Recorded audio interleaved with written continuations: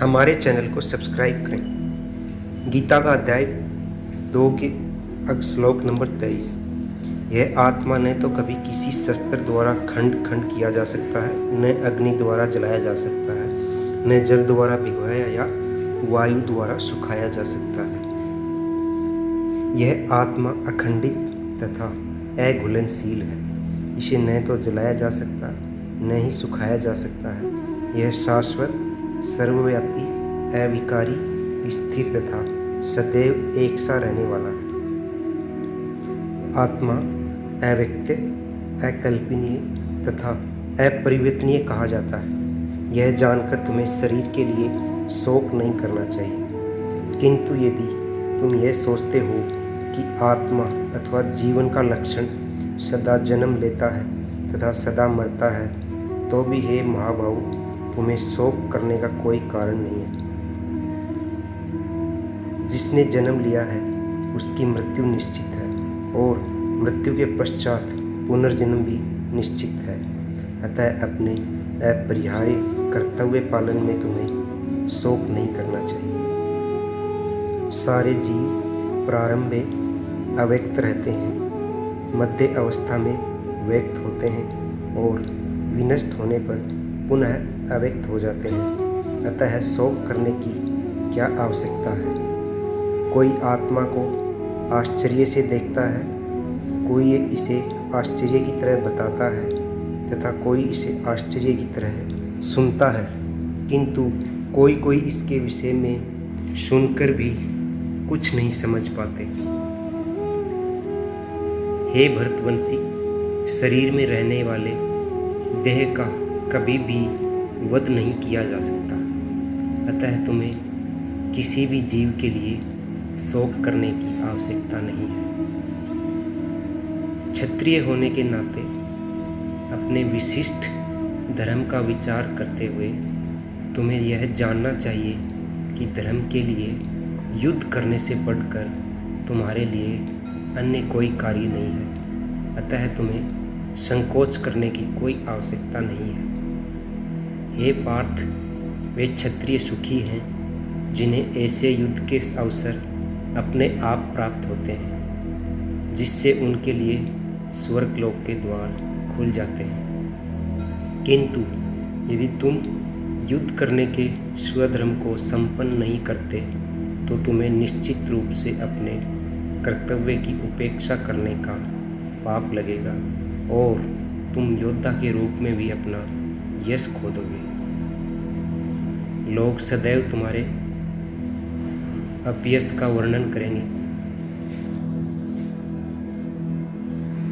और सम्मानित व्यक्ति के लिए अपयश तो मृत्यु से भी बढ़कर है। जिन जिन महान योद्धाओं ने तुम्हारे नाम तथा यश को सम्मान दिया है, वे सोचेंगे कि तुमने डर के मारे युद्ध भूमि छोड़ दी है और इस तरह वे तुम्हें तुच्छ मानेंगे। श्लोक 36। तुम्हारे शत्रु अनेक प्रकार के कटु शब्दों से तुम्हारा वर्णन करेंगे और तुम्हारी सामर्थ्य का उपहास करेंगे। तुम्हारे लिए इससे दुखदायी और क्या हो सकता है। हे कुंती पुत्र, तुम यदि युद्ध में मारे जाओगे तो स्वर्ग प्राप्त करोगे, या यदि तुम जीत जाओगे तो पृथ्वी के साम्राज्य का भोग करोगे। अतः दृढ़ संकल्प करके खड़े हो और युद्ध करो। तुम सुख या दुख, हानि या लाभ, विजय या पराजय का विचार किए बिना युद्ध के लिए युद्ध करो। ऐसा करने पर तुम्हें कोई पाप नहीं लगेगा। यहाँ मैंने वैश्लेषिक अध्ययन द्वारा इस ज्ञान का वर्णन किया है। अब निष्काम भाव से कर्म करना बता रहा हूँ, उसे सुनो। हे प्रथापुत्र, तुम यदि ऐसे ज्ञान से कर्म करोगे तो तुम कर्मों के बंधन से अपने को मुक्त कर सकते हो। इस प्रयास में न तो हानि होती है न ही हास होता है, अपितु इस पथ पर की गई अल्प प्रगति भी महान भय से रक्षा करती है। जो इस मार्ग पर चलते हैं वे प्रयोजन में दृढ़ रहते हैं और उनका लक्ष्य भी एक होता है। हे कुरुनंदन, जो दृढ़ प्रतिज्ञ नहीं है उनकी बुद्धि अनेक शाखाओं में विकृति है। अल्पज्ञानी मनुष्य वेदों के उन अलंकारिक शब्दों के प्रति अत्यधिक आसक्त रहते हैं जो स्वर्ग की प्राप्ति अच्छे जन्म, शक्ति इत्यादि के लिए विविध सकाम कर्म करने की संस्तुति करते हैं।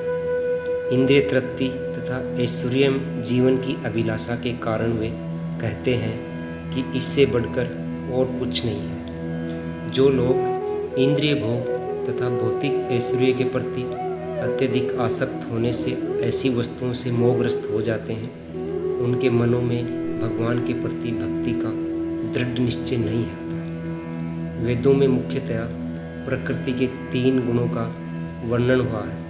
हे अर्जुन, इन तीनों गुणों से ऊपर उठो, समस्त द्वैतों और लाभ तथा सुरक्षा की सारी चिंताओं से मुक्त होकर आत्म प्रयाण बढ़ो। एक छोटे से कूप का सारा कार्य एक विशाल जलाशय से तुरंत पूरा हो जाता है। इसी प्रकार वेदों के आंतरिक तात्पर्य जानने वाले को उनके सारे प्रयोजन सिद्ध हो जाते हैं। तुम्हें अपना कर्तव्य करने का अधिकार है, किंतु कर्म के फलों के तुम अधिकारी नहीं हो। तुम न तो कभी अपने आप को अपने कर्मों के फलों का कारण मानो, न ही कर्म करने में कभी आसक्त हो। हे अर्जुन, जय अथवा पराजय की समस्त आसक्ति त्याग कर समभाव से अपना कर्म करो। ऐसी समता योग कहलाती है। हे धनंजय, भक्ति के द्वारा समस्त ग्रहित कर्मों से दूर रहो और उसी भाव से भगवान की शरण ग्रहण करो। जो व्यक्ति अपने सकर्म कर्म फलों को भोगना चाहते हैं। धन्यवाद।